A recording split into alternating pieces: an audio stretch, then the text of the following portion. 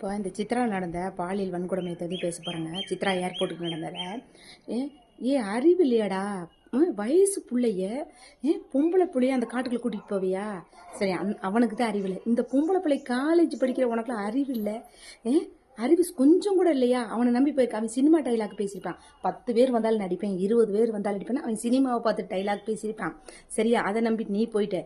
ஒருத்தனுக்கு ஒருத்தன் தான் மல்லுக்கட்டி ஜெயிக்க முடியும். அது 100க்கு ஏதோ ஒருத்தன் தான் ஜெயிக்க முடியும். எல்லாருனாலே ஒருத்தனுக்கு ஒருத்தன் மல்லுக்கட்டி ஜெயிக்கவே முடியாது. சரியா? ஒருத்தனை 3 பேர் வந்தாங்கன்னா அவனால ஒன்றும் பண்ண முடியாது. அவன் என்ன பண்ணுவான்?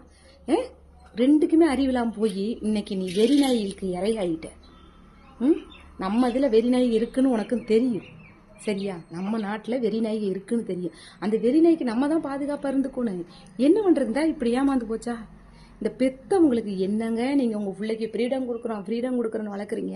என்ன ஃப்ரீடம் கொடுத்து வச்சுருக்கீங்க நீங்கள் பிள்ளைக்கு? பிள்ளைக்கு காலேஜ் 6 மணிக்கு முடிஞ்சுதா? இல்லை 7 மணிக்கு முடிஞ்சதா? 5 மணிக்கு முடிஞ்சதா? கால் பண்ணி கேட்க வேண்டியதானே? எங்கே இருக்க சாமி, எங்கே இருக்க தங்கம், இன்னும் காணாமே அப்படின்னு நீங்கள் கேட்க வேண்டியதானேங்க. நம்ம பிள்ளை மேலே நம்மளுக்கு நம்பிக்கை இருக்குண்ணா, இல்லைங்கல. உங்கள் பிள்ளை மேலே ஒரு நம்பிக்கை வச்சு உங்கள் பிள்ளைய காலேஜ் விட்டுருக்கீங்க, வெளியில் விட்டுருக்கீங்க, ஃப்ரீயாக போயிட்டு வரட்டுங்கிறீங்க. ஃப்ரீயாக போயிட்டு வரட்டும்னு நீங்கள் நினைக்கிறீங்க. இந்த வெறி நாய்களை பற்றியே நீங்கள் நினைக்கல. இப்படிலாம் இருக்கீங்க. ஹாஸ்டலில் இருக்க பிள்ளைகளுக்கும் தான் நான் சொல்கிறேன். சரிங்களா?